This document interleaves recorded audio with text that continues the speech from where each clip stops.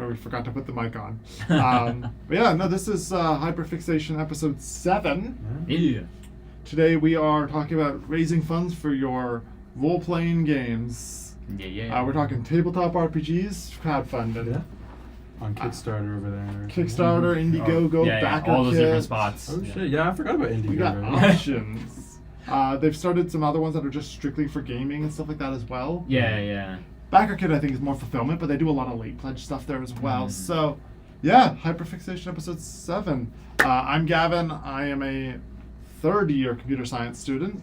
I'm Tyler. I'm a second-year geography student. I'm Branden. I'm a Tesla student.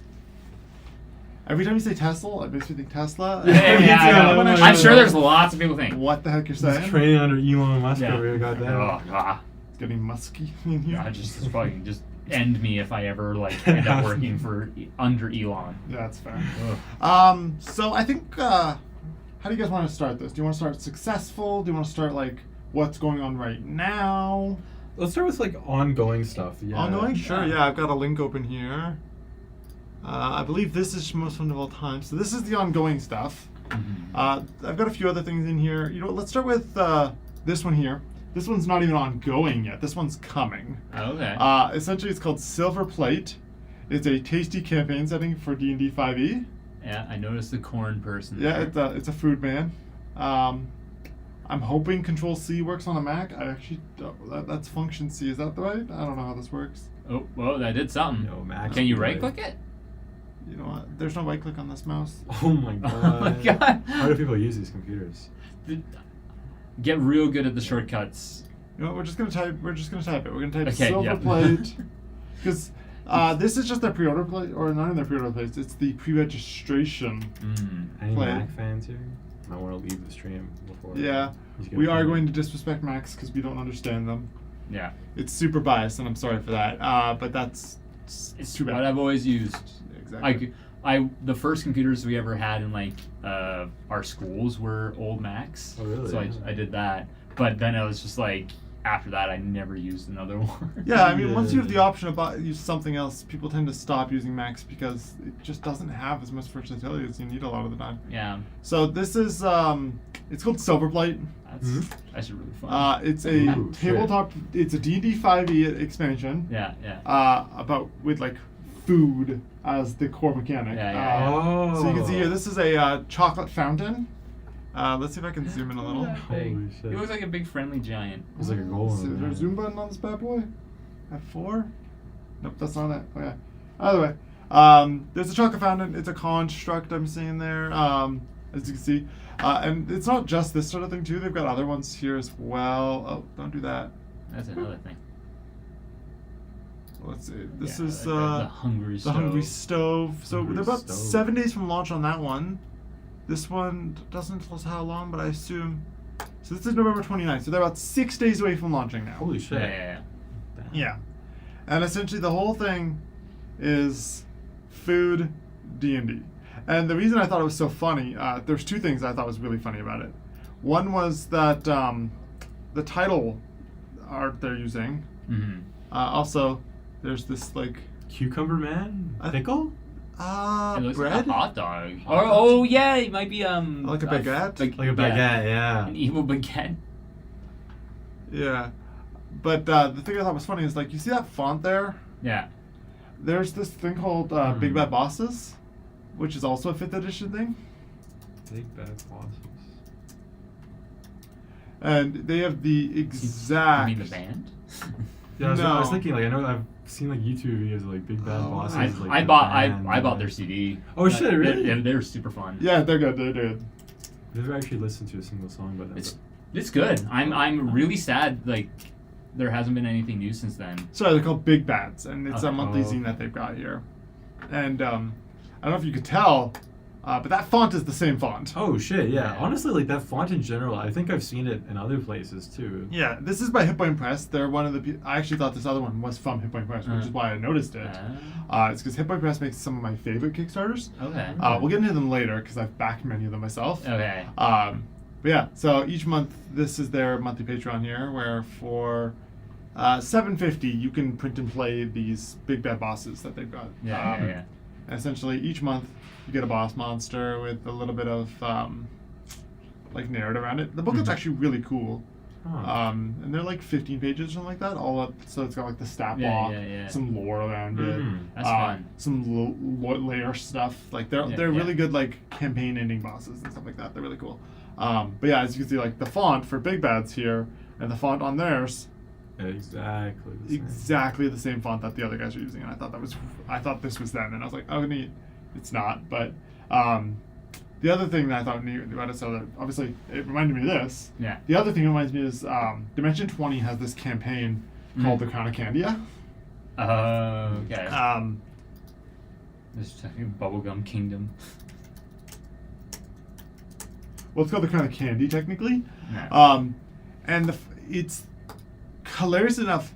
This candy-themed D&D campaign is also kind of their darkest. Huh. Of course it is. Because what they did is they made it's Candy Game of Thrones. Yeah. Oh, no. Every single player in this setting has a secondary character made ready and waiting to be dropped into the campaign. Dang.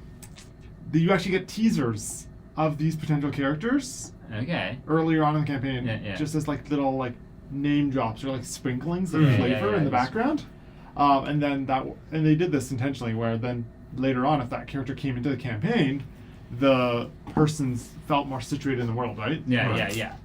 So it's not super relevant, but there's mention of like in the first episode, they're like, oh yeah, there's this thing going on in the South, and these guys in the South doing this thing. Yeah. And like that was one of the alternate characters that they didn't end up using. Yeah. Really? Huh. Yeah, and you can see here that like there's a chocolate Easter bunny, and I like the Gumbear dude. Yeah, Seems like that's a nice pretty guy. great. yeah, Gumbear. The whole setting is this. It's technically a fridge, if I remember correctly. So like, it takes place like in a fridge? narratively, it's a fridge. Yo, show me that gummy worm again. That's hype. Which one? Is that a gummy worm? This one? Yeah, that one. No, that's a con candy Yeah. monk. Oh, okay, yeah, from my distance. There's an avocado. An avocado? Yeah. What's he doing here? Get out of here. He sucks. Hey, it's in a fridge. So, this kingdom is the Crown of Candy. Yeah. They're the kingdom of Castle Locks or Candy Box, something like that, and like the royal family is all hard candies. Yeah, So yeah. like you got like a I rock get it, candy, yeah. and you got two different types of like mints and stuff like that, and licorice and stuff like that. I think they're all see Ruby Rocks. But there's the map here, so you can see here that there's like the Kingdom of Candia, there's grain, meat, so it like really fruits is the and whole vegetables, fridge. and the religion that's practiced is the worship of the bulb. That's awesome. Yeah. But yeah, no, it's weirdly enough, it like the food setting, obviously, like it reminds me vaguely of this. Obviously, Yeah. they with the silver plate, they went for a much more. If you looked at it, they It's look more like more- it's more like a darker fantasy, right? Like Well, this one Well, is more the classic silver D&D. plate is. It's like more like industrial, right? Well, I would say. so you I would just say it looks like it's just classic D&D. Yeah, But everything's I guess all- that makes sense. yeah, it's very classic D&D. And then the one thing is like you didn't really see it with the two examples there. But if you look, oh god, no, I'm on silver plate D&D 5e. Thank you. Is it because it's 2 words? Should I do it 1? There it is. So you can't really see it, but if you look, You squint. there's a corn cob man, and he looks like a corn cob man, right? He really does, yeah. And then there's a few references later on as well, and some other spots here as well, where it shows off this donut barbarian, Yes, I saw that image when we and were it's camping. straight up a donut. Yeah, It's yeah. not a human in the shape of a donut. It is Like straight it's up just a donut. a donut. Yeah. So like the chocolate fountain, that one's a construct, so it can look a little Yeah. silly. Same with the stove, but like corn cob man, this baguette. Yeah, because the other one was more cartoonish and it's a lot more There's the corn cob. I guess, man like, there, right? So it's a corn ranger. adventure timey. I guess. Yeah. the other one was. Yeah, actually, yeah. There's the I was gonna say, donut. that really There's the reminds me. donut. on it. Oh, I was holy trying to say, shit. Yeah, like I love his straight beard. up a donut. Yeah, donut Um, Viking. So like they went for a different thing with the food aesthetic, but it's still definitely like D&D food. So I'm like, you're gonna get those comparisons. I What guarantee it. stat increases do you get as a donut man? Well, you're What are the starchy. racial traits? Starchy, so probably some constitution, I think. Yeah, Seems reasonable. Maybe you get like a bonus dodge chance. You know, like arrows can be. Yeah, that makes sense. The high dexterity. High Yeah. dexterity. Yeah. I'm pretty excited for that one because I'm curious to see what it's gonna be like. I don't know the company, so I'm not sure what their stuff's been. Yeah. They're UK based, but I was like, you know Okay. what? I'm gonna check it out. I like some really fun D&D settings, and something like where you're all food is really silly to me. So this is I pre-searched it for us here. This is the tabletop RPG stuff in role-playing games functionally, sort of by most funded, but live right now. So Okay. currently the big one is this bad boy, which is called Convictor Drive. Armed by Grief is a Japanese anime TTRPG, but it's Kamen Rider. Oh, So think like Power Rangers. Yeah, I right? know Kamen Rider. And this is like an original tabletop, right? Yeah. This isn't something based This is a off of 5th 5e, edition. yeah. This is overtly their own RPG. It uses this like investigation, climax. Oh, Yeah, shit. yeah. It's got a couple really interesting things here. That was really cool. Yo, actually, speaking of which, I'm wondering while we're on the subject, how much does it take for like these tabletop RPGs to be funded? Obviously, it's not nearly as much as like a movie. Yeah, I mean, it's or gonna a video vary. game. I'm gonna do Yeah, something it's- really quickly here, just Yeah. to mess with something here. Yeah, it's definitely gonna vary, but I compared to like a lot of games and things, it's probably gonna be a bit cheaper because Mhm. it's mostly like printing the books and Yeah, especially it's with, gauging interest. I think a lot of it Yeah. too. especially with like the stuff that's just kind of like an expansion to 5e. I'd imagine Yeah. like it doesn't really take. Yeah, because there's so much of a base that's Yeah. already there. They don't really need to flesh things out. Oh my god, you're bringing this closer. Yeah, so you guys can read it easier. Yeah. Yeah, I was kind of having to squint there. That was my struggle square here. There we go. We'll move that closer, and then what I'll do is I'll also add the cropping back in. You know what? No, I'll just leave it. I don't care. It's fine. They can see enough of the screen, and a little bit of us in the way is not the end of the world. Yeah.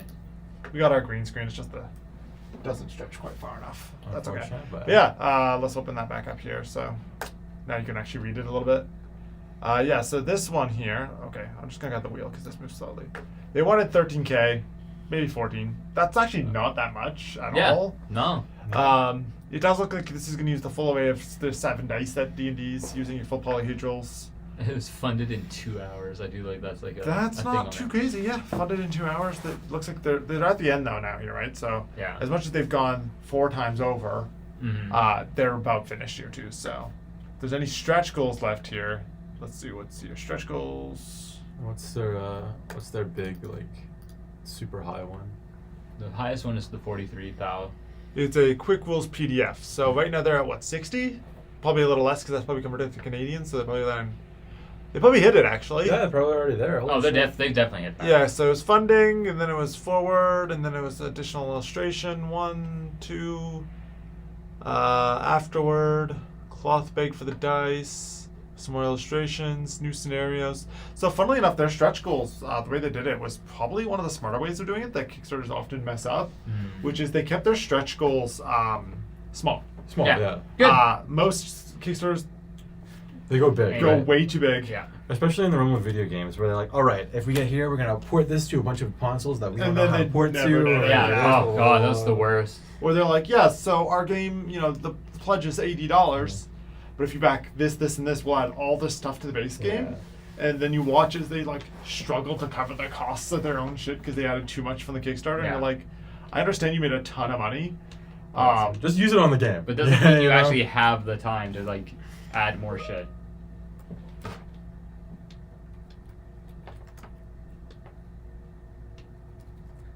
It's a hard thing to see while you're in the middle of a podcast. Yo, the name TRPG, like how it said, like Yeah. anime TRPG, right? Kind of reminded me. Have you guys ever heard or seen the anime Chaos Dragon? It was like this really I've shitty heard of thing it. that came out in like 2013. Yeah. And it was a bunch of really famous, like light novel authors whose works all got converted into anime at some point, right? Like one of yeah. them was like, he was like the director of like Fate Zero. Another one was like the creator of like Bacano and Dorora and stuff like that. And there's another guy, and they had this big D&D campaign. And I guess one of them thought like, hey, wouldn't it be cool since we're all like, big names in the anime industry? Let's just make an anime based off of our D&D campaign. And it's actually the shittiest thing ever. Like it's one of the worst anime I've ever It's like seen. Tower of Dragoon or something. Not, it just, I think it's just like kind of like a case study where if you're one of those people who's like, yo, my D&D campaign would be like the best anime. You know, watch that series for like 2 or 3 episodes Yeah. and you realize, no, not a good idea. No. I will say that I am on the note of like D&D properties coming out that are adaptions. I'm very excited for the D&D movie. Oh yeah, Right, I forgot that was a thing. Well, the funniest thing is, so like obviously the cast is really good. Yeah, They've yeah. got the girl Right. from It. She was also in a few other things. They've got like Yeah. Chris Pine in there. Chris Pine, yeah, really. I believe. What is her name? She's from Fast and Furious. The scary girl. Isn't there It's else? the one that's been there since the first one? Yeah. Yeah, I can never remember her name, but she's in everything, and Michelle Rodriguez, maybe. I think so. Something like that. That one dude from Detective Pikachu who's in like every movie now for some reason. The Japanese guy? Not the Japanese guy, like the guy who was also in Jurassic World, like the. I haven't seen Jurassic Like, World. I honestly have no idea. Shit, I don't know what his name is, but like he The gets kid. a little role. Yeah, the Young kid. Yeah, The, he's the a one wizard guy. in Yeah. it. Or he's something, and then there's the guy from Bridgerton. Hmm. Yeah, I know what you're talking about. Oh, I really like to look at that trailer. Like, it had like a lot of like, Yeah. really fun energy. You know what I mean? I remember Like, the 5e nerds getting really salty because she turned into an owlbear. And it's like, druids can't turn into an owlbear, that's a monstrosity, not a beast. It's like, Whatever. shut Oh my the God. hell up. I don't care. These dudes are literally like playing a game where like the whole point is like a bunch of people make a bunch of expansions, like Yeah. converting food into monsters. You and, know like, what the they're- great thing about D&D? These are guidelines. Yeah.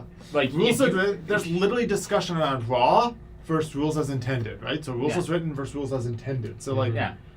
nobody cares. Relax. Yeah, it's like guess what? If somebody else were playing this as a D&D campaign and they want to just say no, owlbears are under that umbrella, it's fine. Then yeah, you just have to deal with that. Right? I mean, like somewhere out there, there's somebody playing like a D&D campaign, and they're all like, "Yeah, dexterity, like it's not a stat. I don't want it in this game. Yeah. It doesn't exist now. I'm gonna change That's everything gonna- about dexterity." Yeah, And they're like, I'm we just can't do anything about roll that. Yeah. That's the magic of the game, you know. Somebody's just out there like, there's too many cleric casters. I don't know. Fucking warlocks are in base now. Yeah. Okay, I guess. This is a tangent, but I saw a commercial for this the other day, and I forgot it was a real thing. Because I saw this trailer for this movie, and I just thought it was a joke at first. Like the D&D one. No, another movie that's coming out. Which one? The one where this family gets taken hostage, and Santa visits the house. Oh, I'm And genuinely excited for that. I saw What are you that, talking about? and I Okay. didn't think it was real. Yeah, And then okay. I saw the commercial while my dad was watching Gold Rush or whatever that show is, and it came on in the commercial break, and I was like, I gotta Holy see this shit. now. Holy shit. So it's just like a movie is. where it's like a family gets kidnapped and like Santa comes in. I guess yeah. like So the point this rich ass family is being held Yeah. hostage. Santa comes down to do his present thing, and the guys find Santa, and he's like, just get out of here, or get on the ground or whatever. Yeah. And the little he's- girl's like, Santa, are you gonna save us? And he's like, it's like they do a bunch of like naughty nice puns and stuff like that. The best part is it's David Harbour. yeah. Oh, Santa shit. Claus is David Harbour, so he's like freaking Hellboy. Yeah. Hellboy or the Oh, sheriff. okay. So it's like that. Because when you were Um, first describing it, I thought it was gonna be like kind of more like a Paul Blart Mall Cop. but No, it's No, like- this is a legit It's like like a action legit, movie. like, action this is movie, like okay. Santa Claus John Wick or Yeah. Santa Claus Oh my Nobody. God. or- It's so dumb. Oh, I'm so excited. It's I'm so so dumb. excited. Oh, That's jeez. like, So there are 3 movies I want to see in theaters that are currently like close by. Yeah. And it's I need to go see Wakanda Forever. yes. I need to go see Glass Onion. Mhm. It's the Knives Out sequel. Yeah, I really want to see that one too. Yeah. Yeah. Technically 4 actually, because I also kind of want to go see Strange World, Strange which World? is the new Disney movie with a queer lead that Disney is just not marketing at all. Oh yeah, I'm yeah. curious about that. I also just kind of want to see it do well, just out of spite for Disney. I can't have the CCP know on that side. You know, no marketing allowed. You know? No marketing. Yeah.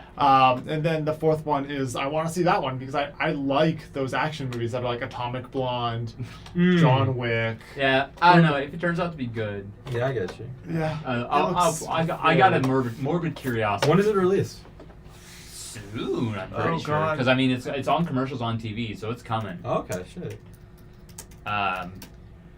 Santa action movie. It's called Violent Night. That's right. Yeah, that's right. December Violent 2nd, Night. actually. So it's December like 2 2nd, days. pretty yeah. close. Yeah, God damn. yeah, right around the corner. Yo, and when does Knives Out 2 come out?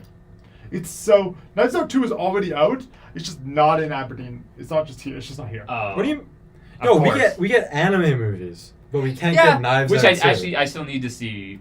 One Piece Red. Is it still playing? I thought. I don't know if it's still already. playing. Shit, man. But I need to see it November at some 23rd. point because one of my favorite singers does the songs for that. Oh, that really? character Shit? there. Hell yeah. Her name's Ado, and she has some of the best goddamn songs. Huh. She's very like she's young too. She's really young, but her Like 15, 16? Kind no. She's like in I think she's in her 20s now. She 20s, started when okay. she was 19. Oh, okay. But yeah, she's just a YouTube Singer, and she got like a gig here, yeah? Yeah, she got a gig Shit, doing the songs for that, and like because she has a really good like angry singing, like Yeah, I know. the what you mean. energy is so good, and a lot of her songs also have like this kind of swingy background music to it. And I'll have to show you guys my favorite song of hers later. You know, but she's so good. This is a factoid that I'm only going to be able to bring up now and never again, but One Piece, like Film Z, in the Japanese version and the English version, they have Avril Lavigne sing a cover of a Of course they Nickelback do. song. It's the weirdest thing to me. And apparently it's just that, like, apparently Oda is, like, a very, very big fan of Avril Lavigne. Well, Avril Lavigne's popular in Japan. Yeah, I mean, like, everybody It's- likes Avril Lavigne. Even I do, you know? Yeah, Like, I I'm mean, not afraid I to, man. completely You guys want to go forgot see her Violent existence. Night tomorrow?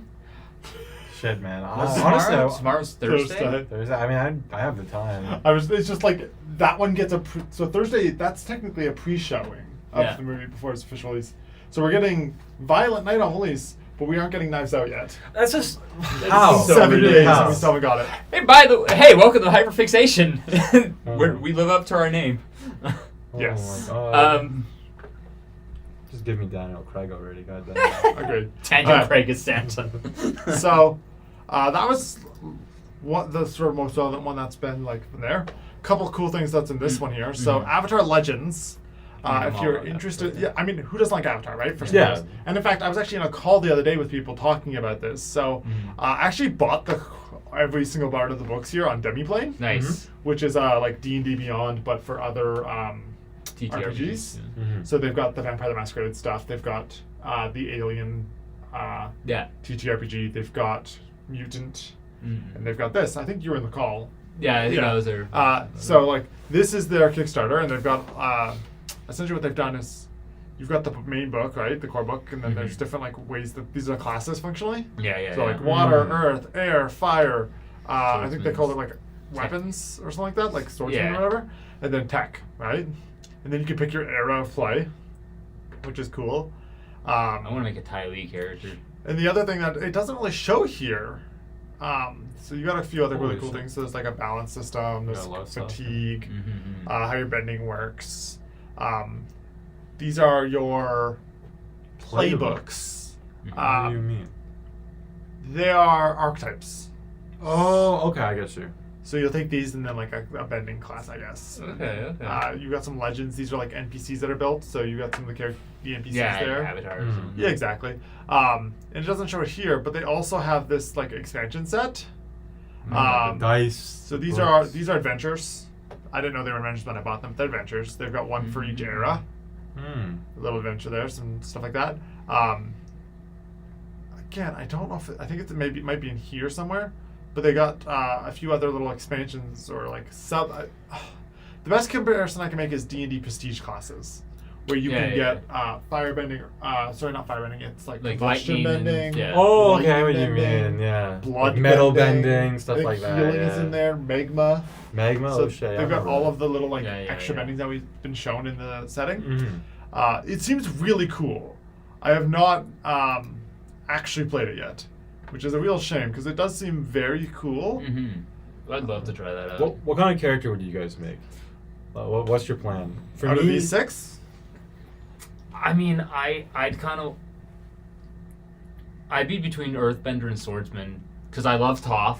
Yeah. And I love Ty Lee. okay.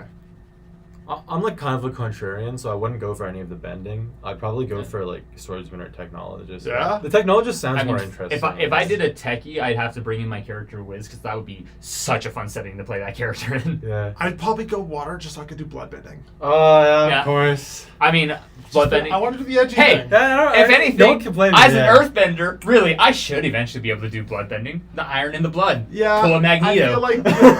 I feel like I will become Magneto. if they had to add extra iron to people's blood for Magneto to do things with that. I just go around. I carry Start around injecting the people with iron pebbles. Yeah. I don't know. Plus, I think fire is technically the favorite for having multiple different types of bending that come off of it as Yeah. well. Though I Yeah, think there's like it's the got lightning, you got lightning. combustion. Yeah. And I can't remember if I think magma's actually earth. Megas Yeah. is more. To be fair, it would be Yeah. super fun to do firebending and just pull freaking Azula and just start flying around. Yeah, using exactly. lightning. I don't know. I think it's all really cool. Spirit is air, if I remember correctly. Like, Yeah, that would make sense. and then I think Right. healing is water. They Obviously. yeah, they Yeah. have some really interesting things that way. I think pretty much every single bending class does have at least two versions that are like their sub bendings. And there's also like the swamp bending too for like Earth, right, or something. So like that was water. That's plant. That's planned. That was considered part of water, Yeah. because that's what the swamp men consider themselves. Oh, they're cousins of the water tribe. Yeah. There's a few other ones, but I don't know if the swamp one made it in there because it was only used If for it's that not- one. if Yeah, it the might come up The eventually. swamp thing was kind of like weird because like it was like one episode where this guy just like, yeah, by the way, I have this tree that can see like everything. And Yeah, Yeah. it basically probably- gives it's a basic Seismic is in there as an earth one. That makes a lot of Yeah, sense. there's Yeah, metal, there's seismic, and I think magma. I do think like but like thinking of the swamp tree, like I think that was a really cool idea where it's just literally this forest is just one tree. Yeah, Like pretty that was the much. whole thing. It's an old spiritually powerful tree, Mhm. which the fact that it can kind of help Aang get visions of his right. future or like important aspects of his future really made a lot of sense. Because this tree is like probably pretty wise. Ooh. It's like a million years old now. Oh, you know? yeah. This uses just D6, so you can pick it up at playing Yahtzee. Oh, it's one of Oh, those. shit! Yes. I do love Oh, the yeah. D6 2d6 system. and then add one of your stats, and your stats are creativity, focus, harmony, and passion. It's actually really cool because there's a guy, I don't know if you guys know Lanny Pator from Team 4 Star, but yeah, he made his own D6 system as well. Nice. It basically runs just like this. Mhm. The other thing that's cool here is you can see that each one is from a -3 to a 3. Mhm. So instead of doing these huge numbers, they just literally just use Yeah. the mods. Mhm. Yeah, which when we were talking about like another future like TTRPG night, that's the system I was thinking of. Yeah. I know for August, mark your calendars, nerds, whoever's watching, we are doing a tabletop RPG day like we did for Oh, our really? Life one. Yeah. Oh, okay. Because we for summer events, you have to be pretty limited in scope anyways. Mhm. Yeah. We're not doing a workshop in the summer Yeah. again. That's not worth it. Mhm. And TTRP just stuff is already pretty niche. So like you already know like the audience that's interested will come, right? Yeah. You won't have to worry about like, oh, we Plus, want to reach out to people. It's who to raise want money them for to- charity again, so Yeah. we'll just reach out to specific sponsors. Yeah, so people can watch. And people then can come in. what I think we'll do is we'll do it 48 hours again. Because they usually do the one day, and we'll just spread it over the two again. Yeah, Same yeah. idea. Mhm. And then I think what we'll do is we'll dedicate 4 hours to each type of TTRPG, Mhm. with probably about a half an hour intermission at least, just because it Yeah. takes some time to get like situated, or whatever. Exactly. When you say like types of TTRPG, I'm not too like well versed in like all the genres. Yeah, Obviously, so- I know there's like the 6-die one, like you've said. Well, I more mean systems. not- Systems, okay. Yeah, it- systems, not wall systems, right? Okay. Because like, sure, there's D20 Modern, which is like 5th edition with. Only the D20s, It's right? super open. Well, no, because it uses all the dice. Oh, right. D20 Modern just means it uses D20s at least, Oh, right? okay. But then you've got like D6 systems. Yeah. You've got the Star Wars ones, which is very strange. Where Yeah, they have their it's own like kinda special really dice. weird. I and heard that. that. yeah, the Fate system, which I think is D6, and there's GURPS. So there's like many systems out there. Yeah. Vampire actually has their own system of dice as well. Oh. But I think what we're thinking of doing is we're thinking of just like Just a bunch One- of different like whatever systems you want yeah. to run. Yeah. So one something you D&D, want- maybe like one Pathfinder or something. Exactly. Like that. Yeah. Although I would say Pathfinder and D&D fill the same niche personally. Oh, really? Okay. But hypothetically, those are the big ones, so it Yeah. wouldn't hurt. I think ideally, though, if I had my in my dream world, it'd be like one does Pathfinder, one does Starfinder, or sorry, Ah, one does okay. D&D, one does Starfinder. Yeah. because I think it's a or little. I don't know. Shadowrun. That would be another one. Yeah, Shadowrun, Shadowrun. The Star Wars tabletop RPG is really good. I have that one. The nice thing is I'm a massive purchaser of starter kits for tabletop RPGs. Oh, okay. So I own. We'll get into it actually because we're going to go over it because that's the whole point of this. Yeah. You know, what, I'll wait, then we'll go. It through will it. come up. It'll come up. But I own this one. I would love to play this. Yeah, one. so I own this. Just because I'm not going to come back to it, I don't think. I own this one. I own Alien.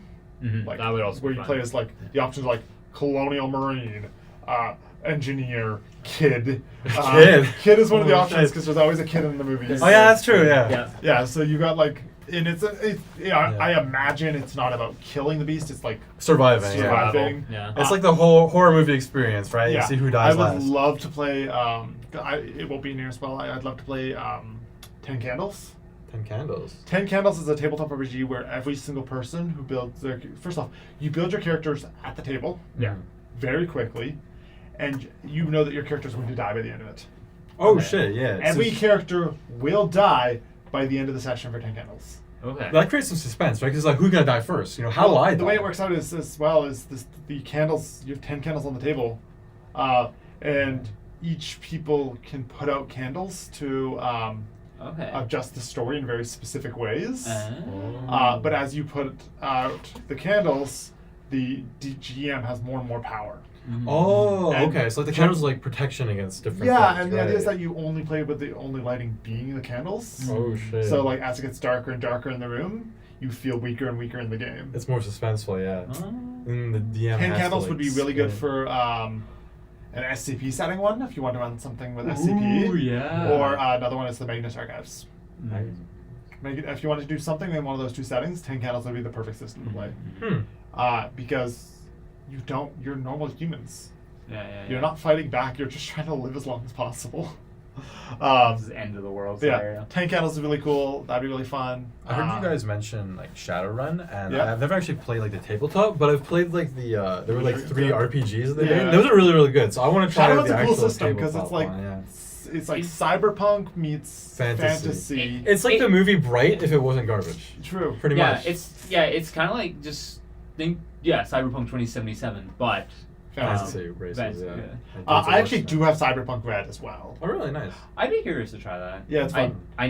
That's one of the things I'm looking forward to, having all this time off now. I'm gonna finally sit down, watch Edge Runners, and play the new Dude. Cyberpunk stuff. Edge Runners. Oh, God, Edge Runners. But no, I think feel sorry for your soul. I think it'd be very, very cool to do a bunch of different, like, very different RPGs. Yeah, So, like I think that'd be D&D, Starfinder, Like- Star Wars, City of Mist, which we'll get into. Okay, so Avatar looks pretty cool. You got 4 classes. I like how they're not overt comparisons to the 5th edition ones with just renames, Yeah. which is cool. Yeah. And the fact it's 4 is pretty interesting. I don't know how the character creation works, but it does say it's between -3 to 3, which means it's likely somewhere. It seems a bit more like simpler and accessible than most tabletop creation. From Yeah, most it of looks like a 10 is generally considered like very, very high up on the wall as well. A 7 to 9 is so this one does fail forward, which I really like. Star Wars does it as well, I believe, where like if you 7 to 9 you succeed but at a cost. Okay. Yeah. It's and anything below is the failure, but it's like you can get through, but something's gonna happen. So it's like you pick a lock, but the lockpick breaks or something Yeah. like that, right? yeah, For 7 to 9. yeah. Where it'd And be then like, anything "Oh, above shoot, that, that's that's not just a gonna work success. anymore." Or someone's like, I'm trying to open the door, and you're like, okay, you open the door, which is great, you did it, but sirens go off. Oh Yeah, no. exactly. So you get what you want, but there's a consequence, right? Right. Yeah. It's these narrative-heavy games tend to have that going. Yeah, Because and it's not about whether or not you can do it; it's just whether or not it goes well for you Yeah. after you do it a lot of the time. so like I said, Lenny made Tradition. that system, and they've been using it in a long-running campaign. They're doing a Fallout one, Oh, really? and it's so much fun because it's all these like they get these ideas and they do these things. Like one, like during the recent rolls, they're rolling and one of the characters is trying to sneak through, but he keeps like making slight noises because he's succeeding, but he's still making a little bit of noise. Yeah. But then he gets like a really good success, and he stops just from setting off a trip mine.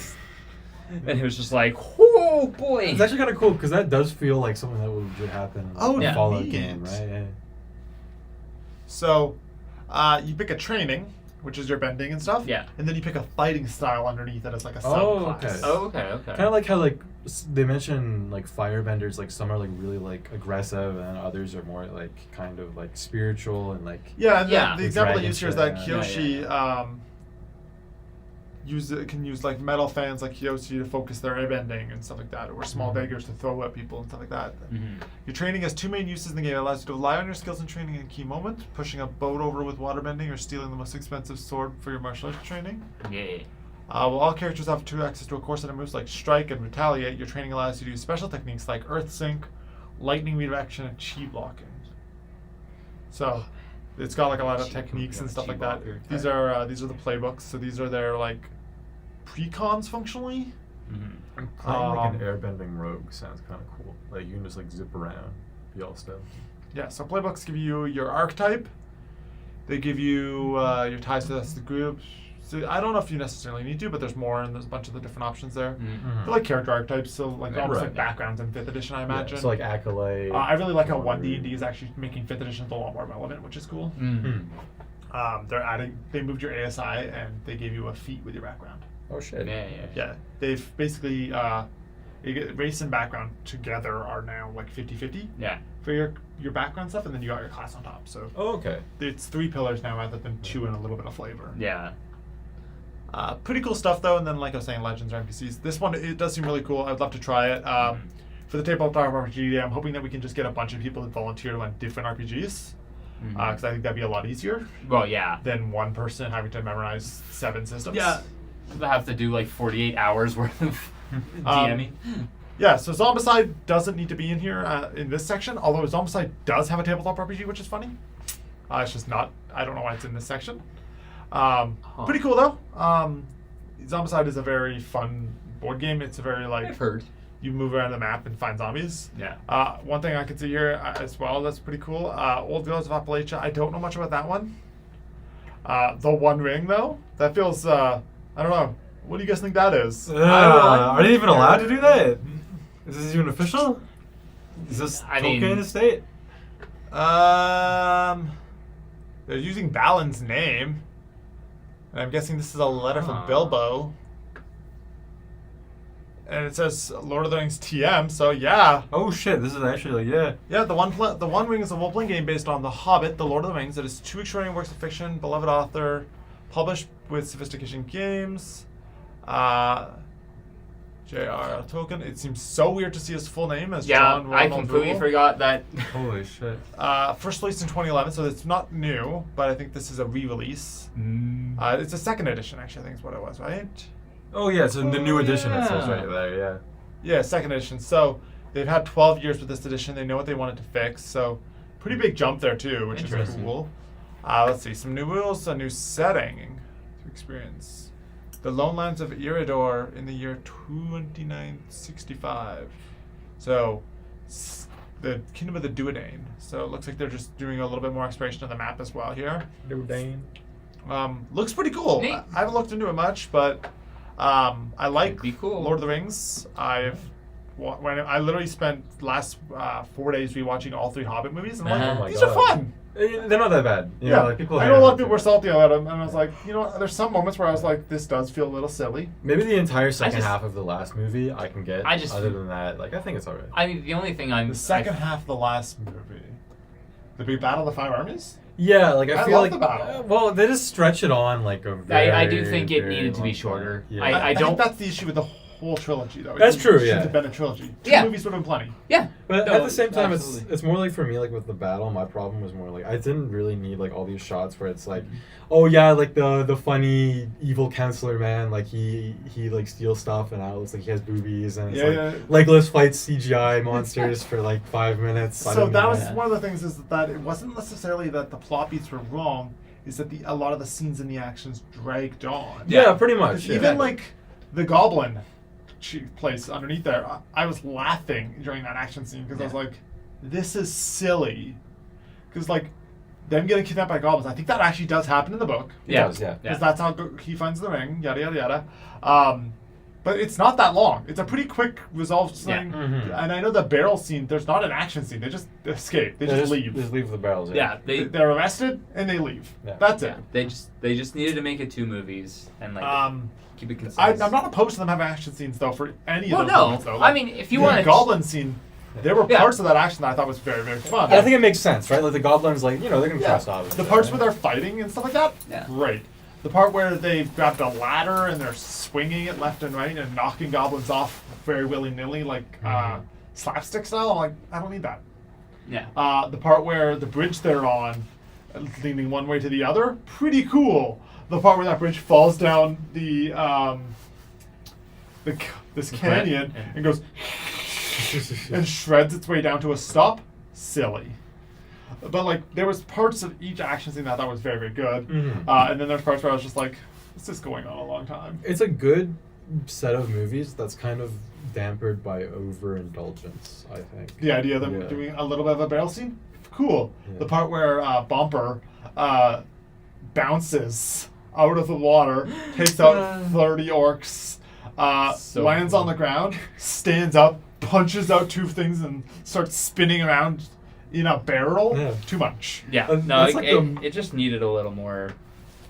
That's like the most anime Lord of the Rings. Yeah, has ever yeah, done. I will say my favorite part of the barrel scene is when, I don't know if other people liked it, but when Legolas is just running on top of the dwarves' heads, shooting arrows and saving them. That's pretty funny, yeah. I thought that part, like the humor of Legolas being a dick to someone, funny. Yeah. The humor of slapstick goblins being kind of a joke and the orcs being kind of a joke, I was like, that takes away some of the like thread of that all. Yeah, Mhm. yeah. I will say the part of the final fight with Keely, Keely, I wouldn't know Valen, any of their and names. Thorin. Thorin, right? Yeah, The three of them up top there, on the ice, yeah. where they all die. Right. That part is all pretty good. Yeah, everything there is good. And not only that, but like it was a part of the books too. Like it wasn't like an original thing, obviously. Although you don't Yeah. see it in the books, because Oh, really? the book's told from Bilbo's perspective, so he gets knocked the fuck yeah. out. Oh, right, you just hear about it later. Oh shit! It's I also forgot the about same that, thing with the yeah. goblins, is you never know what happens there. That's And true. same with all the Gandalf stuff, is literally like, you don't know about this because it's all from, you don't know anything that Bilbo doesn't know. Pretty much, yeah. Which is, yeah. So You yeah. don't that know is what one the thing you can goblins did. You appreciate don't about know, which is interesting, but that's because it's a children's story, right? It's a Right. story that Bilbo is telling to Frodo. Right, yeah. It's supposed to be like kind of like the. It's just the like, narrator here's of how the he got the narrator. ring. That's basically the whole Functionally, thing. yeah. And like this is what Bilbo was up to. Right. And I think all the actors did a good job in that movie too. Yeah. And the CGI holds up too, and also kind of Azog's kind of hot. Yeah, and also this is like a really weird thing to compliment, but I really don't like remember the this. first half of the third movie. Whereas like I don't know, it's like the first half of the third movie is really cool. Like it's very somber, and like it's all about like. It's all this- about the like, gold thing, right? The gold thing, right? gold And it's like this sickness. really like tense situation where it's like everybody's kind of like at each other's throats, but nobody's really like stabbing it in yet, you know? Azog's kind of hot. Oh man. He looks like a weird bat guy. Not that guy, but like Azog. He's just this jacked white dwarf. He looks like, and he's got like this strong jawline and the Yeah. scars everywhere. I'm like, Oh. he looks like one of my how I build my D&D character if I was to build an orc. He looks like one of those anti-drug ads, you know, like a where it's like, "No, this is what happens if you take hard meth Yeah, for 5 okay. years." Yeah. Blade Runner, tabletop RPG as well here. Very cool. Oh shit, nice. Actually, I want to check one thing about the One D&D, the One Ring here. Do they use what type of system are they using here? Because like, the mechanics is really what I'm Yeah. curious about here. So like, let's see the rules. Players create individuals who lead an ordinary life until something happens. Okay, fun. I like that. That's fun. So nobody's just like the average Joe. You're all like normal people until Instead something of crazy custom. Oh, okay, happens. never mind. I heard you wrong. Looks like it's 12-sided dice and 12-sided and 66. So it's pretty basic dice selection there. Pretty Yeah. cool. They said they're custom dice, so I don't know if I that think that's just they have options you can buy. Okay. Interesting map of the Shire. Cute. Yeah, Mhm. I like it. Here are the maps here. So Oh, it's okay. The dice look nice. Sixes, very pretty. Characters, nice. All of the artwork is very. Yeah. Yeah, no, yeah. it's Fun, yeah. I like the color scheme especially. Lord of the Rings has been around long enough that people know what to expect for Lord of the Rings art, so they can Mhm. do a really good job of it. Mm-hmm. But yeah, no, that looks really fun. I mean, this is probably a little old now, so like, where can you buy this now? Is it already like it's fully funded, right? Oh, Oh, yeah, it's out now. Yeah. this- Oh, how old is this? Updates? Shipping update was 2022 actually, so it's Huh? So, It was yeah. this year. Yeah. yeah. And I So mean, it probably that's a ended, shipping like, last update, year so or that's something, probably yeah. just literally like, it probably just dropped. Finished. Yeah, latest shipping dice replacements. The runes are coming. Here, what was it called? One Ring. Yeah. And we're just getting like literal the One Ring item, not tabletop. Here it is, Free League Publishing. There you go. Yes, you can just buy it on their website. Here it looks like. Buy the game. We're out to buy it right now. I don't know how much money that is. Wait. What currency is that? I don't know, but I can put it to KR? dollars. So it's like $40. $40. USD probably. So like 48. Looks like it's. I don't know. Oh look, these guys also made the Blade Runner one. Oh Which we're gonna look at next. Hilarious. Yeah. So. What a powerhouse. Blade Runner. We like Blade Runner. It's Yeah. cool. Very cyberpunk, but a little more dystopian. I think less augments. Oh yeah. And it has Harrison Ford. True. Looks like this one's The original using. one, anyways. Both of them It's just did, using didn't 4 Dude, dice. was he in the second one? Yeah, he was in the second one, yeah. I very remember brief. it was very funny because like he appears in the movie, but he just kind of like wears like a t-shirt the entire time.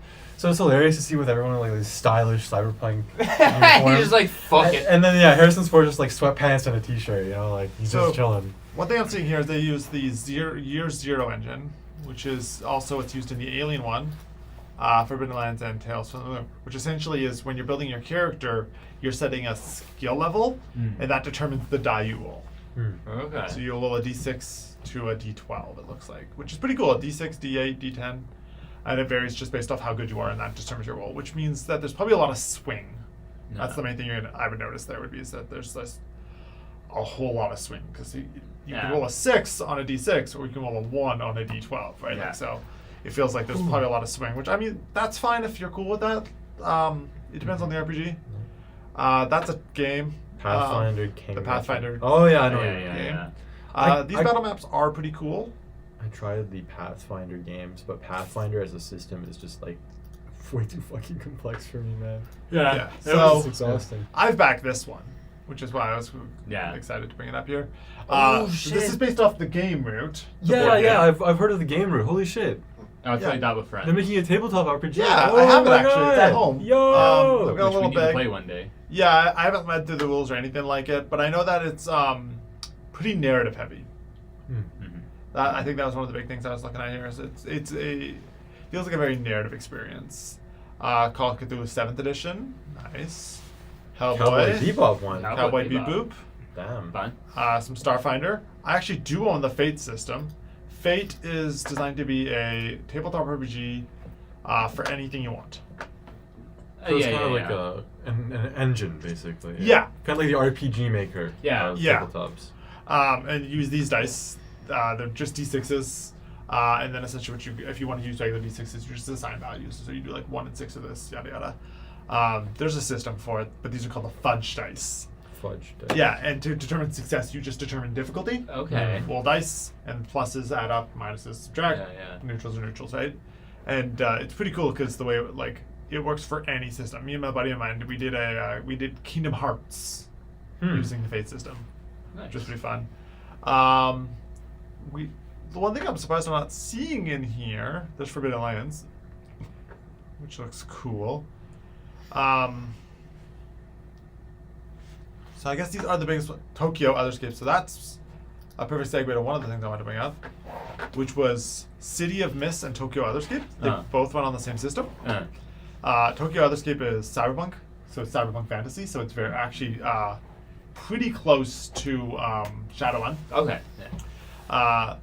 But both this one and the other one went on this really cool system called the City of Mist system, which isn't necessarily about like murdering things or whatever, like running around chopping things in half. Yeah.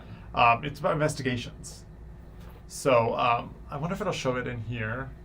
But at least for City of Mist, when you're building a campaign, these are the dice, yeah, breaks good, tags. So one of the things you can do is these tags and tracking guards and stuff like that. You can put things into the environment that other people can leverage to adjust their rolls. So if you, for example, flood a building, someone else could take the room is flooded tag and leverage that. And when the GM is setting the scene, they're actually called the director because it's more like a noir thing. Okay. When they're setting the scene, they'll literally put down a tag for it's raining, a tag for it's gloomy, a tag for fog. That's pretty cool. Mist, stuff like that. And then players can burn those to do things with them to gain benefits. There's City of Mist. I don't know, so These are Sorry. some flavors of characters here. Here's the tag-based system. Yeah, there it is. So it talks about it a little bit there. So here, wounded, ammo, bombs. I really like the design of the tag. Yeah. Obviously this one's a bit more cyberpunk than other ones, but like. Is that a frog man? Yeah, it's a Tojo guy. Yo! That's I love fun. frogs. Any game with Tengu frogs, masked dude. gang leader. Good Japanese yokai, always lots A of fun. Sura powered tank. Oh shit. So like. Why not? Here, let me see if I can find City of Mist proper. Oh, come on. Because I know more about City of Mist than I do this. I did back this one. I just don't remember much about it yet. Because it's not in yet. So City of Mist. Oh, they also. I forgot that they made the Queers RPG where you're like Super Sentai but gay. Isn't that all Super Sentai Nice. groups? Hold on a second here. So this is the one I backed, the starter kit, but it came with. I bought the expansions and stuff. There's the Queers RPG, which is really fun. Everyone is queer. Super Sentai role-playing game where you fight you fight intolerance and prejudice with love, empathy, strength, style, and amazing superpowers. Holy shit. Fun. Very fun. The art is really good. Yeah, it's very comic book. Yeah, and I mean that's really fun. God damn, man. I haven't looked much into it. I am not the target demographic. As a straight guy, it's not my thing. But I do really like these guys' games, so I believe it's probably pretty good. But yeah, so City of Mist here. City of Mist. So the way it works out is your character has a mythos and a logos.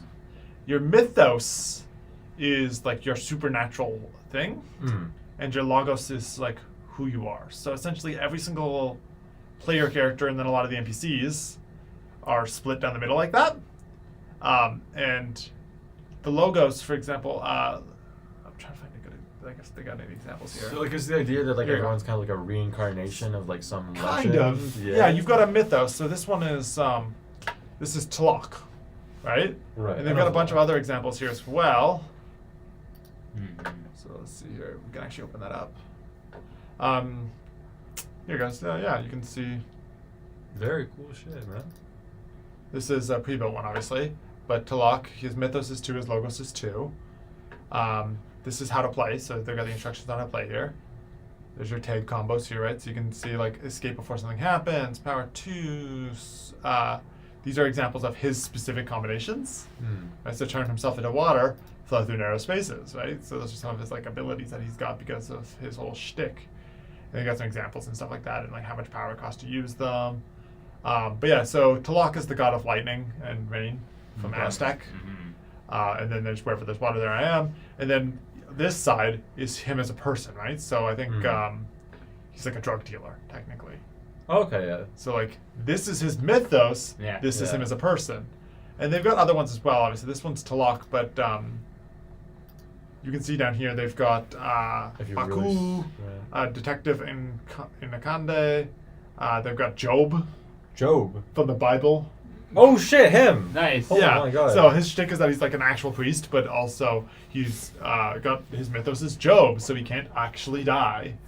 Huh. They've got Lily Chu, who's like summons things. One of the other ones they've got is Salamander, which is like another. Oh, I really okay. sound that. Yeah. But he's a plumber, so he's a plumber with like fire powers and stuff like that. Oh, okay. nice. So he's Mario, basically. Yeah, 100%. Cool shit. But yeah, so the game, the way characters work is it's split down the middle that way. The way the narrative works, there's some more examples here. You can see Job there. There's the tracking cards for stuff on the table, crew cards, maps. I'm kind of curious Tokens. if like I'm trying to see the narrative is more about like, yo, we're all mythical people, or yo, this It's is about like a mystery city. solving. Oh, in the mystery city. solving. Okay. Yeah. I don't know if you've ever played the Wolf Within, the Telltale game. Yeah. Oh, I yeah, think what you yeah. mean now. Yeah. So it's very much that like. Wolf Among Us. Is Wolf Among Us? Is that what it is? Yeah. So it's like Wolf Among Us, and it's very much that vibe, which is just like you're trying to solve a mystery of what happened. Because then, like in that one, I think it's like Snow White's head gets chopped off in the first 5 minutes or something like that. Yeah. Pretty much, yeah. There's some murders. There's some shit. Yeah. And they've got a bunch of expansions now and stuff like that. I'm trying to just see if I can find the actual. So like the starter kit didn't go into too much detail of it, but I'm seeing if the.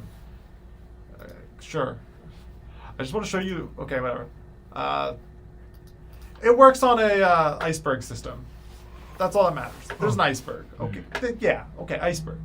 And it's cool, and I love it. And essentially, the way it works out is, at least for the adventurers, right? And the way you build your own as well is to be like, here's the sample, right? So you start them off here with an incurring incident or whatever. Yeah. And then it splits off. And Oh, it's there's a like bunch of branching paths. Yeah, it's a bunch of branching paths, and it goes wide, Hmm. and then it goes small again. It's basically like, is it like a list of things that you have to complete, or? Not necessarily. I think Hmm. functionally the idea is that you just get enough information, Oh, okay. because it's solving a mystery, right? So you got Right. clues and stuff like that.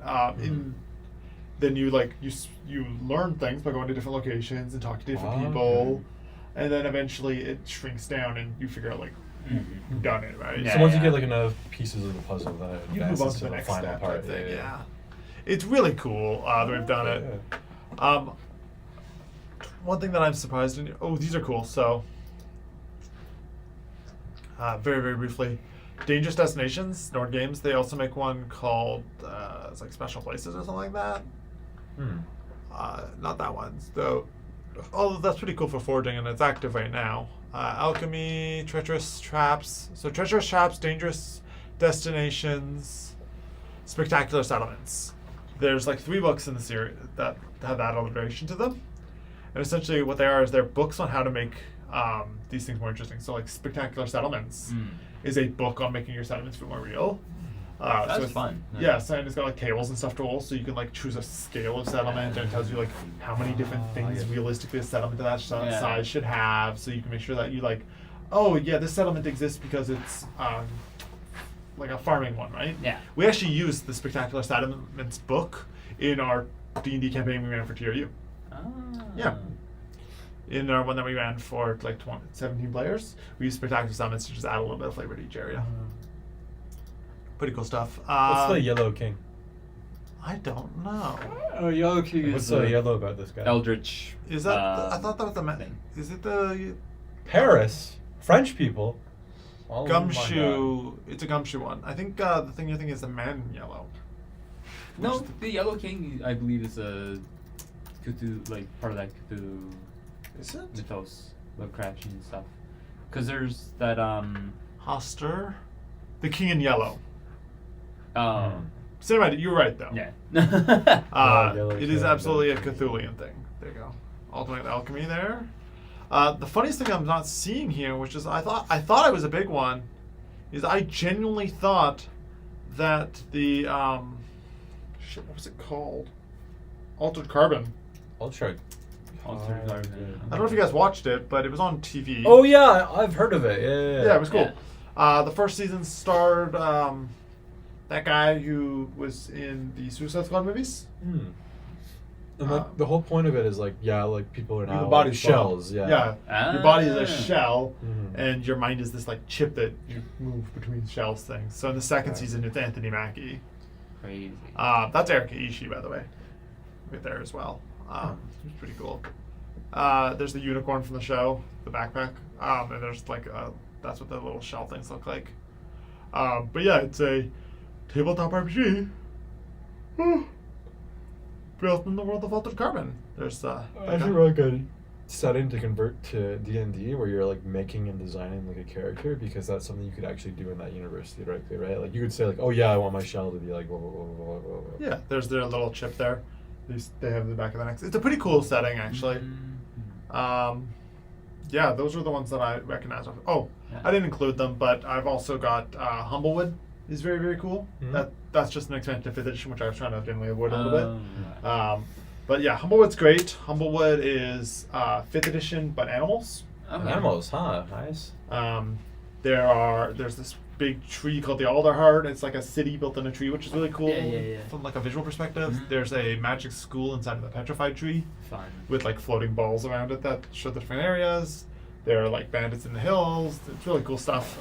That one's really fun. There's Hekna, Heck no. which that? is the Hell Carnival setting. Oh, I like So it's like that. an evil yeah. carnival. I've got that book coming eventually. I don't have it yet. Pretty cool stuff. You know, I'm kind of curious. Like while we're looking through all this, can you take me back to that? Which one is it? That's the list where you could sort by like tabletop stuff. I closed it. Oh no! Bring it back, Gavin. I miss it. I don't know how to use history on here, so I can't. What were you wondering though? I'll try and do it again. I want to see like the stuff that's like the least funded, just so we get an idea of like what like a failure looks like. Sure. You know? I know one of the big things that really stops me from backing a thing on Kickstarter is a lot of the times it's like, it's let's see, newest, most funded, end date. They don't have a least funded because that's sad. Damn. There's nothing for people like us who want to see people fail. No, we don't get to bully people. I'm sorry. No. No bullying. I mean, I can do that. That So works. these are sub 1,000. 217. I feel like since you said like role playing game, maybe we'll also see like a bunch of like RPG maker stuff that didn't quite go through. I think the biggest thing I'm seeing here is that visually a lot of these things don't have like distinct identities. Like yeah, like Crossworlds are just like, what do you mean Crossworlds? You know, like that's just like a name that Yeah. says Crossworlds. Like a lot of times it's like they don't have a great visual identity or the art style's not great. Are there about giant crabs? Like look at that. What is that? Penny Heroes? It's a fantasy wargaming and role-playing core rulebook. Oh, shit, looks like it was made on a penny buzzard, if you know what I mean, man. But, I mean, it's probably pretty small, yeah. Yeah. I mean, a lot of these will be, right? Like Yeah. Map Pack 1, some maps and stuff like that. I like the rhino in that one. That's kind of cool. Yeah. I think the big thing to consider is it's really going to be like, I know for myself, I only back stuff that I find visually appealing because I am a fickle. It seems like a very like to get something funded, like you need to put in the money first to have a good artist. Well, right? yeah. Like, that's like the most important thing. It really helps to have a Yeah. clear goal and artist. So like this is Humblewood. Yeah. There's a little cute. Oh, he's kind of cute, yeah. Yeah, Griffin. I think like when it comes to Kickstarter in general, like not even just tabletop stuff, but back when we talked about Mighty Number 9 that one episode, and we were like, yeah, like this is probably something that got funded on like maybe the designs alone, Yeah. and the name too, obviously. Yeah. The guy making it. These guys are pretty good now. They've done a bunch of good things. They did this one. You guys might like this one. This is Hexbound. Hexbound. It's a 5th edition expansion specifically for witchcraft. I like it, yeah. But instead of just being like specifically warlocks, they've built this way where there are classes for each one. So like this is the Witchblade. I like It's a that, fighter yeah. with a witch subclass. Ah. And they've got a bunch of different ones. Witch subclass, here we go. You got Monk Warlock Witch, Witch, Monk Monk Witch, Witch Otherworldly Patron. Witchcraft Wizard. For a second, I just saw witchcraft witch. Just like doubling down. Druid. Circle I like Witchcraft, Witchfighter. Where's the witch rogue? Where's that? I don't know if they got that far, but it's pretty cool stuff. They had some really fun ones. It was cool. The art's really pretty. So it's like Ooh. really soft, fairy. Damn, that's a nice shovel. And then the one I was telling you about was Heckna as well here, right? So this is one I've got coming in. The Devil's Carnival. Hekoda. This was kind of gross looking a little bit more, but like Yeah? still really good. Like this is his new, look at this thing. Oh shit! The clown Yeah. nose, like the literal like. Yeah, slug like on it? a Oh, pirate It's that's pretty right. terrifying, that. Yeah. So it's definitely leaning to that like horror aesthetic. This one's really fun though, the way they've set up the actual encounter for this like adventure. Use the deck of cards and you generate it. Oh, that's kind of. Yeah, I really like that. Yeah, I love setups like this where it's like, there's like kind of like how would I put it? Almost like a tree leaf. Yeah, yeah. Structure to Yeah, it where yeah, it's yeah. kind of like The branching boop, paths and boop, stuff. boop, Yeah. boop. So you got a link encounter, and the link encounter is sort of randomly generated. There's like 3 of them, and then there's a main encounter that follows it, the boss battle. And so like you build up this whole thing with encounters and gets you from like 1 to 11. Pretty cool. Yeah. And then I guess Heckna's the last one. I'm pretty excited for when this one comes in. I backed it really high up too, so we'll see how that Some goes. fun stuff. Yeah. Completely getting away from 5th edition though. Yeah. This one's fun. So I did want to include something that's not Kickstarter specifically, Oh, just for a little variety. This is Indiegogo. Yeah. Ooh. This is Yaziba's Bed and Breakfast. I think you mentioned this one before. I mentioned it once or Yeah. twice. Yeah, it's now on One More Multiverse, which is really cool. One More Multiverse also has Humbleman, which is cute. Hmm. But yeah, essentially the way it works is you're at this bed and breakfast. There's a bunch of different little residents. They're all very silly. One's a frog. Hey, I love the One's a frogs. robot. Any game with a frog is good. Yeah, and essentially, I believe this is full narrative. There's not like actual fighting or anything like that. You're just running this bed and breakfast, and it's very cute. It even comes with like hoodies and everything. If you wanted to back at that too, yeah. And I think these guys have made a few different. This is only one. Only one? I hope they make At more. least the only one on I know. Indiegogo. But yeah, no, it's really cute. People should look at it out. Let's see. Oh, they even got like a playlist? Oh, play kit. I thought that said playlist. Yeah. It's 48 chapters. Each consist of 1 to 2 hour scenarios with its own unique, quick-to-learn rules. Players take control of one of the 7 long-term residents of the B&B and choose from the cast of 50 quirky guests. 50, goddamn. Yeah, so they've got a huge book of guests, and then these are the 7 residents, right? So you'd play either It's like Pokemon up in here. Gertrude, Hey Kid. Hey, his name is Alright. Hey Kid? Hey Kid. Hey Kid. Yeah. Gertrude sleeps atop the dryer. Okay. Hey Kid, it was abandoned at the front door. They are a little devil child who causes disaster everywhere they go. They're the Chaos Gremlin. Sal is a wise young man who wants to be his apprentice. He's now the night porter, but hopes to become a rock star. Parrish is a once gallant knight cursed by a wicked wizard to take the form of a fog. He's now the cook. Amelie is a robot maid. Yaziba is the owner of the bed and breakfast. She's a cold, heartless witch with no patience. Nice. And the Moon Prince. Far away in the palace of the moon, a young prince stares out the window and dreams of the world. They never have been Earth or the bed and breakfast. Someday that might change. But yeah, it's this really interesting one where it's more about playing through this sort of like narrative with all these NPCs and stuff like that. Like they said it was what, 58 chapters or some nonsense? That's Yeah, where was it? Unusual blend of pre-made characters, module rules, legacy mechanics. It's very good for pick up and play, drop in, drop out without ever a feeling.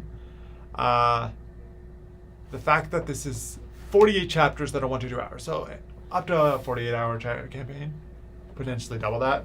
Pretty cool. Each of the 50 guests have their own storylines. That's cool, and they come in and out as this narrative progresses. I don't know. I think that's really cool that it all takes place in the bed and breakfast. So it might be Yeah. like a bottle episode of a TV show. Yeah. The entire thing just reminds me of like a TV show in general, especially how it's like there's like 1 to 2 hour sessions like kind of focus on like a specific Yeah. set of guests. And Yeah, everything like that. yeah, for sure. Mm. So let's look in here. This was just a thing I found of the 10 most successful. Top 10. Okay. I think it was RPG Kickstarter specifically. Yeah. So Yeah. we looked at One Ring. So I actually backed Helena's as well, but I didn't get to bring it up before. Monster Hunter meets D&D. Oh shit! Hell yeah! Yeah. So giant monsters. Fun. And it's got whole sections about like reusing the parts and stuff of them. Nice. Yeah. I like that. To have like a whole section where you have to kill the same monster 15 times to get 1% drop. I don't think so. Ah. I think that'd be insufferable. Unfortunate. I think they magic. realistically like once you kill that big thing, that's probably it for now. Helena's is cool though. I'm really excited for when that actually shows up. One day. I also imagine the hunts are going to be a lot more on like tracking and stuff like that, which is really cool. Yeah, which I really like. that's a fun I kind idea. of miss that part of Monster Hunter where it's kind of like, yeah, you have to like look out for it. And you have I to know the prep, Witcher like, a bunch of RPG items. uses that a lot. Yeah, like that's like my favorite part. I kind Yeah. of wish The Witcher 3 did that more, where it's like you have to like craft oils. I feel like maybe like in the early game they may really make you do that, but after a certain point you're just so powerful. The Witcher, that's the like- Witcher tabletop RPG is all about I love that part of the setting so much, investigating man. monsters, crafting the right tools, collecting Oh, I pieces, love knocking that. it down. That's made by the same guys who did the Cyberpunk one, That's the coolest part. of it. Art Halson or something like that. Strongholds of Followers. This is made by MCDM. Very cool book. Essentially, they've also got another one coming. This is their Strongholds of Followers was their second, I think. Either way, pretty cool book. Essentially, it's all about having retainers and stuff like that, and building like your own castles and stuff like that. A bunch of rules for that shit. There's a new book, I guess here. The second one is called Kingdoms and Warfare, Yeah. which is all about big battle warfare stuff. That's the second one.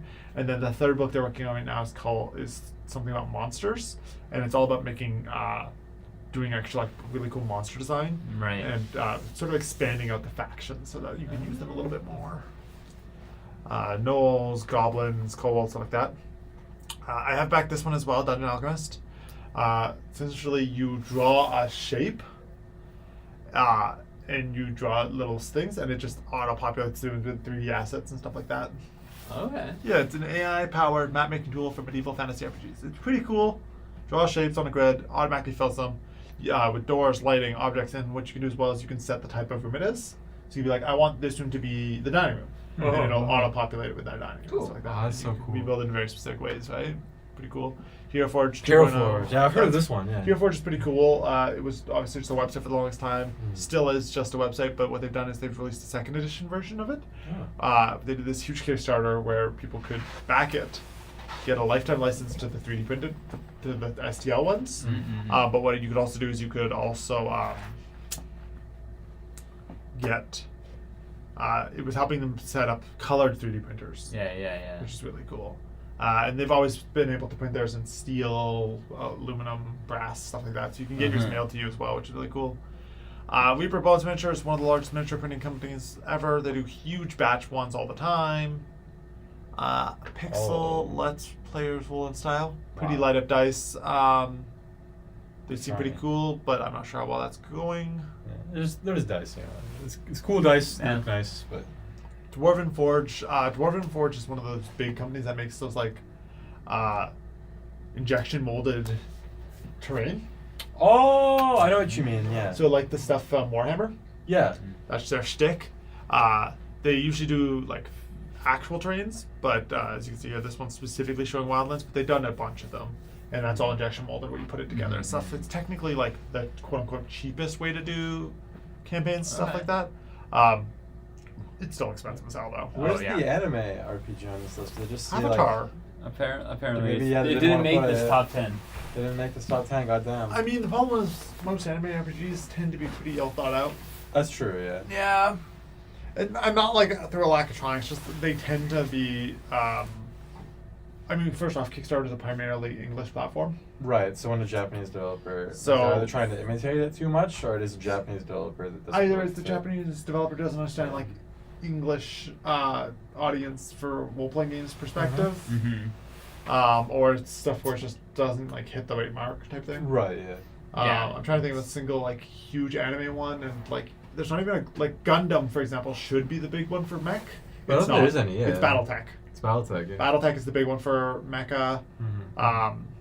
Avatar is pretty much the only successful like anime one that I've heard. We'll save that debate for another episode of Hyperfixation. We'll save it for another episode. That's of probably a good idea, Hyperfixation. yeah. We'll On be whether- here for another 30 minutes. On whether or not Avatar's anime, is that what the one? Is that the debate? Okay, fair enough. After the debate, we're gonna have to develop a 2-episode arc for that one. Yeah.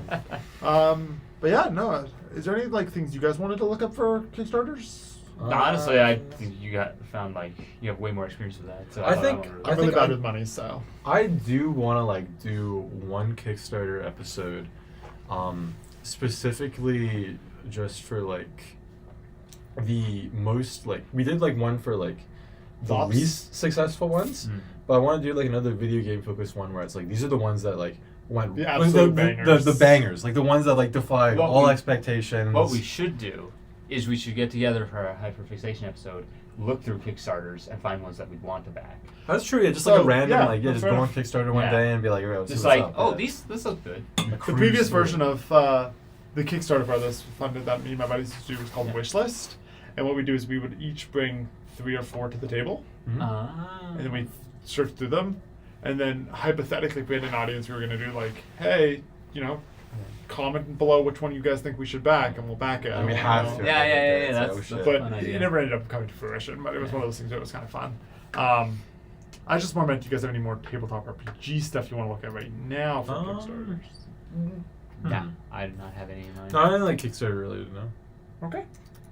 RPG fun stuff. That was pretty fun, man. Oh yeah, this is the new one. GameFound. It's Oh. it's a crowdfunding platform specifically For these types of things. okay. for tabletop Huh. in general. Okay. The whiskey game. Booze. I don't think any of the stuff in Gonna here be like some I've weird actually stuff. So there's some Keyforge. There you go. Something So about Oh, sandwich. yeah. I've seen Keyforge. Oh, I was before. looking at that legendary tea seller one. Yeah, the tea farmer one. I was looking at that the other day, actually. Am I blind? Right there. Oh, on the yeah. bottom. Oh, yeah. Nice. Just like a Yeah. game about farming tea. and I was shit. also just like, I don't know where. Escape from Arkham. Nice. Very good. So let's- I guess that's like a ancient China kind of setting. It might Big be. Architect, Witchband, Alteria. Funnily enough, half the Street Wait, Fighter. there's a Street Fighter one. Holy it's shit! a board game. Because this is everything. Elder Scrolls okay. board game. Right now, the I don't know if you guys care. Actually, wait. That's a good question. Is there an Elder Scrolls tabletop game? There probably is. I hope there is. There's an Elder Scrolls Kickstarter right now. Oh shit! It's not for a tabletop though. It's not for a tabletop. It's for a no. board game. Okay. Yeah. But it's one of the big ones. I feel like you could use like one of the D6 systems, like the one I was talking about before, and just do one based I guess on so, that. yeah. You just make up your own setting and then just use the dice. I do wish Sorry, there was an official one. Elder though. Scrolls is Warhammer. What's the one I'm thinking? Sorry, Elder Just Scrolls is Skyrim. I'm thinking And now- of. Elder Scrolls has like my favorite set of races in like What's any the like Souls-like world. fantasy? I wish they'd make like a tabletop. Elden Ring. one. Elden Ring. Oh yeah. That's a board game. That's though. good. I was gonna say all Yeah. of them. No, I was just saying there's an Elden Ring board game on Kickstarter right now. This is the Dark Souls Jesus. board games. Goddamn. There is a Dark Souls board game. Really? No. Yeah. no. Yeah. I think it's made I by do the same remember guys about actually. that, Steamforge Games are making Elden Ring. They are doing. They did RuneScape, Resident Evil. Horizon. Devil May Cry. Holy shit. They're also the ones behind There the it Critical is. Wall minis. It's the There's Dark Souls. board game. Yeah, my friend back the Horizon one at the highest tier, I think. So he's got like Oh my all of these figs. He's got like a huge stack of Horizon Zero Dawn figures. Impressive. Models. Oh my god. Because that's one of the big things with Steamforge Games. If you look at them, like they put a ton of minis into it, so their price is insane. Pretty cool though. Elden Ring. Huh. There's your minis. I like it. As you can see, they don't mess around at all. And I'm sure the highest pledge is something crazy.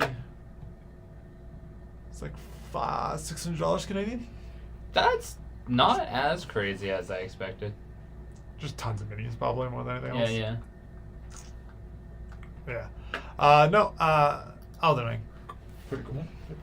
Yeah, neat stuff. Shit, there's so many cool like TTRPGs. Like when I first wanted to know this episode, and I was kind of like, I'm not like really a big TTRPG fan, but there's so much cool shit here. I really liked the one based off of Roots.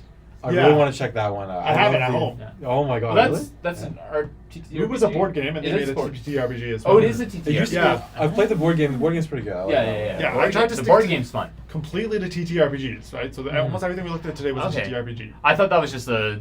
No, An it was off-topic that's the thing. one on TTRPG. Oh. They made a TTRPG version. There's 2 little booklets and a little bag and stuff like that. I have the. Cool. I didn't bring it with me, but I have this nice little like teal bag that came with it. It's cute. Nice. I think you guys might have seen it before from I probably Sprouty. did at one point.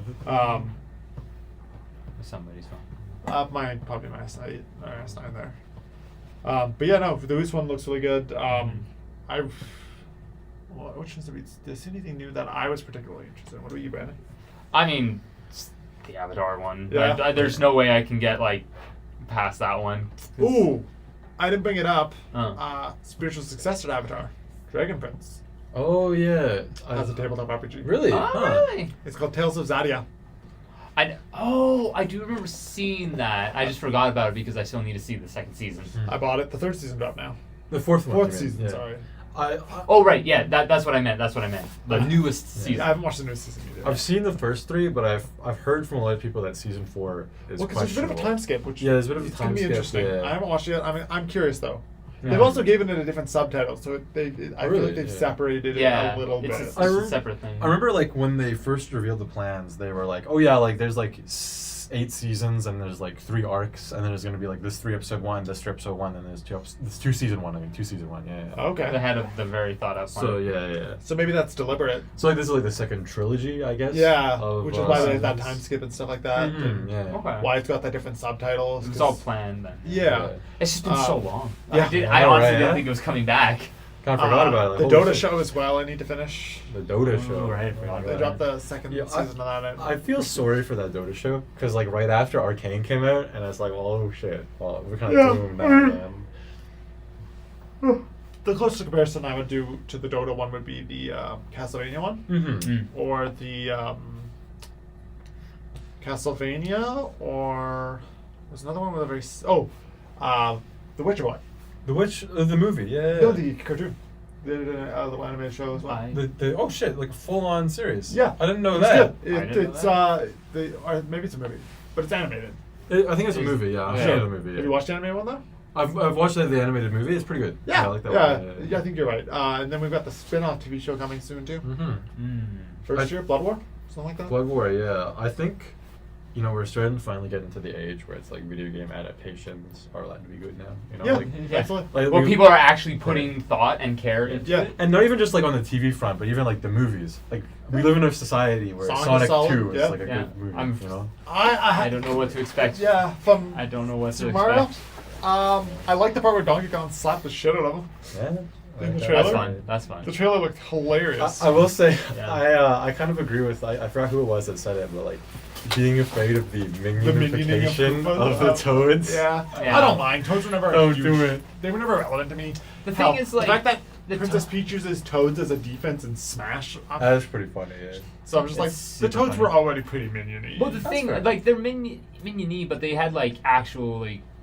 They were actual people. I feel like, like- like you play the more seven in the Paper stars. Mario games. Well, no, the RPG on the SNES. That Sure, with Yeah. the non-canon RPG, I think like the one that's like. How never many? been- Okay, Okay, I don't know talk about Canon. Mario Canon I is know. bullshit. I feel But- like with minionification, there's two sides to it, right? One side is the goofiness, but you also need the part where it's just like massive Yeah. overexposure. You know, like I would Yeah, be fine I with the don't- minions if they weren't like everywhere and my Yeah. grandma would stop posting them on Facebook. Please stop me, Mom. I love you, but I do like the Captain Toad stuff we've seen. He seems Yeah. pretty silly. yeah, that was a good ass game too. Honestly, I don't know Yeah. if you guys have played It's that. Keegan Michael Key, right? Yes. Yeah, and then also finally hearing Charlie Day as Luigi, pretty good. I love Charlie Day. Charlie Day's That's good. the best casting in the Uh, world. I'm not gonna lie. Jack Black is doing great as He's well. I doing feel- actual yeah. voice acting. Like, holy shit. I like Jack Black is into it, and I Yeah. fucking love it. We didn't really hear much of Donkey Kong. It was just him sort of laughing as he slapped the shit out of Mario, I think. I can't wait I wonder for. if he'll have a lot of speaking. I can't wait for Mo- Seth Rogen just do no voice acting at all. He's literally just Pull comes into the through. studio high. I can totally see that Yeah. and be so He fun. does even less than Chris Pratt. It would have been, you know, what'd be really funny if they had like sober Seth Rogen for Donkey Kong, and they had high Seth Rogen for the uncle. For Cranky Kong. For Cranky Cranky Kong. Kong. Oh my god. Just because, like, wait, which one's the surfer one? Is that Cranky? No, it's No, Funky Kong. that's Funky, Kong. yeah. Having Seth Rogen be like high for Funky Kong. Yo, I think they actually do have Cranky Kong cast in the movie as somebody. God. Like yeah, it was There's a really- lot of stuff in this movie. Holy crap! Like, I Yeah, think the- most of his cameos. Yeah. A lot of the roles are pretty minor. Like there's like that one dude playing Kamek and it's like he's in the movie, but like he probably had like I mean, 10 Kamek lines. makes sense though. 'Cause, Yeah. like, he's like Bowser's right hand. he's already hand, yeah. So I'm guessing Cranky Kong, I don't know, maybe he'll be like, you must learn the Well, 'cause- ancient way of the I mean, it'd be banana or pretty something. funny because Cranky Kong was basically like the person you went to for hints in the. Yeah, and he would like original roast you and be game. like back in my day. Anna Taylor Jordan's Yeah, not yeah, half yeah. bad. Cranky Kong. Fred Armisen. Fred Armisen, yeah, I know him. Oh yeah, he's also playing Uncle Fester in the Wednesday show, Mm-hmm. which was good. Sorry, he's just Flat Toad, not Captain Toad, but he's Well, Yeah, it's a standard for Captain Toad, basically, yeah. Spike. Which one's Spike? Is Spike one of the kids? Spike. Oh, isn't that like the enemy? Yeah, it's like the enemy. yeah, for I Spikes. was thinking of an enemy, but I can't place it. Yeah, that guy. yeah. So he has like a full role for some reason. It's probably just a voice actor for this specific Or just character. like little bits. Just like a one scene. Hey, look, thing, yeah. Charles Martinet is in the list somewhere. Yeah, I think he does cameos. I've heard. Yeah. That's fun. Kamek, cool. Penguin King. Penguin King, oh, yeah. my base. Yeah. I don't know. The second trailer looks pretty good. I like it so far. You know, like Yeah. it's not Yeah. absolutely garbage. Charlie Day just being an absolute coward as Luigi. Oh, I'm kind of meh on the cowardy Luigi thing. That's like his whole personality. Yeah, though. it's- No, it became his personality after the Luigi Luigi Mansion Mansion, stuff. He's supposed to be basically on par with Mario. But- But I think it's more fun having him just. Yeah. I feel like he could have more personality than being the scared one. But he's the scared one, but he's Like, like, my- he always Keep in does mind, things. you being know, like- scared and pushing through it is more interesting than just doing I it. agree. My yeah. favorite versions of the characters were the old Nintendo Powers had like this running Mario comic, Mhm. and Peach was like a badass, Oh, and Does Donkey Kong's nose look weird? it does He a does little look kind 'cause of it's- like- they made him look more like the Sing Yeah. apes. He's a bit uncanny, if I'm being real. Yeah. That's like the fucking, just like a meme render, you know. Go back. good Bowser. I Jack do Black's hope. great. I hope Peach has lots of personality. I love Jack In the Black. trailer, so she far. looks pretty good. Anya Taylor-Joy's Yeah, voice I'm looking forward to pretty that. okay. It was a little raspier than I would expect for Peach, but it's not fine. It's fine. I mean, make it more interesting. Yeah, there's Toad. He's got his backpack. Firefly. He's captaining. Yeah, he's captaining. Cabin, He's doing Captain Toad things. And that's just like the standard thing. I do like the idea that there's just like fire flowers just like in a whole field, so anybody could just start throwing Throwing them, fireballs yeah. at I think any you time. see Peach like even throw some in like the trailers here. I think the funniest thing to me here is I'm looking at like Mario, I'm looking at Luigi, I'm looking at Peach, and I'm like all of the humanoid, like all of the characters just have even like Donkey Even Kong looks good Donkey from the side here actually. Yeah. But like all of them have something strange with their design. They've got that It just throws me 3D off a little animated bit. movie Yeah. face, basically. I think, yeah. which is funny because like, I mean, I looked at like, I feel like it's I think it's especially just 'cause they tried to make them more expressive, which I understand. it's especially Well, present yeah, it's in a that cartoon. one You that need- one thing of Peach alone there. Right there, is, like, yeah. really awkward, yeah. Toad looks great though. That 'Cause- face is a little weird. Funnily enough, Toad, Namek, Bowser, they all look great because they're stick right on model, right? Mhm. Yeah. Instead of trying to revamp them, like, yeah, sure, you've added more detail to Bowser, but he's still Bowser. Right. Whereas, like, I think they tried to like revamp Mario a little bit, and it just looks a little strange. He looks like I a don't know Wreck-It why. Ralph character. Yeah, he really That's does. like a Which is, I mean, that's fine. No. yeah, that's Wreck-It Ralph. Yeah, Wreck-It good. Well, I mean, Bowser shows up in Yeah. Wreck-It Ralph too. That's true.